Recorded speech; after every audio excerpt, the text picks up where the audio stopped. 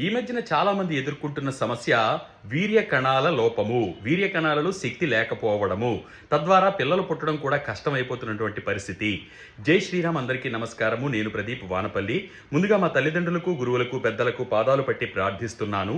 వృషణాల నుంచి ఉత్పత్తి కావాల్సినటువంటి ఈ వీర్య కణాలు ఎక్కువగా కూర్చొని ఉండడము, లేదంటే మద్యపానము, ధూమపానం వంటి అలవాట్లు ఉన్న వాళ్ళలో కూడా పిల్లలు పుట్టకుండా ఉండడానికి ఆ వృషణాల నుంచి ఉత్పత్తి కావలసిన వీర్య కణాలు ఎక్కువ వేడి ఉండడం వలన శక్తివంతంగా తయారు కావడం లేదు.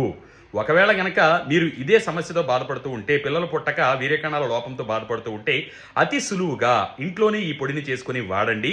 ముందుగా 50 గ్రాముల పెద్ద దోలగుండి గింజల పొడి అది తీసుకురండి. అలాగే మరొక 50 గ్రాముల పల్లేరుకాయల పొడి ఇది కూడా తీసుకోండి. ఈ రెండింటిని బాగా కలపండి. అందులోనే ఒక 150 గ్రాముల పటిక పంచదార పొడి కూడా కలపండి. ఈ బాగా మిక్స్ చేసినటువంటి ఈ పౌడర్ని ఒక సీసాలో భద్రపరచుకోండి.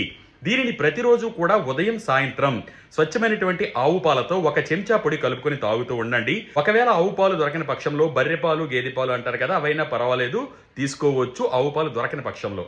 ఈ విధంగా 41 రోజుల పాటు చేయడంతోనే మీ వీర్య కణాలు వృద్ధి చెందడాన్ని మీరు గమనించవచ్చు. ఒకవేళ 41 రోజులలో కూడా జరగకపోతే మరొక 10-15 రోజులు కూడా చేసుకోవచ్చు. ఎటువంటి సైడ్ ఎఫెక్ట్స్ కూడా ఉండవు. ప్రకృతి సిద్ధమైనటువంటి ఔషధాలుగా పనిచేస్తాయి. కాబట్టి దీనిని ఎవరైతే పిల్లలు కలక్క వీర్య నష్టంతో, వీర్య లోపంతో బాధపడుతున్నారో వారికి షేర్ చేయండి. మరిన్ని విలువైన, సులువైన వీడియోల కోసం ఫేస్బుక్, ఇన్స్టాగ్రామ్, యూట్యూబ్లలో డాక్టర్ ప్రదీప్ వానపల్లి పేజ్ని ఫాలో అవుతూ ఉండండి. సర్వే జన సుజనో భవంతు, సర్వే సుజన సుఖినో భవంతు. ధన్యవాదాలు.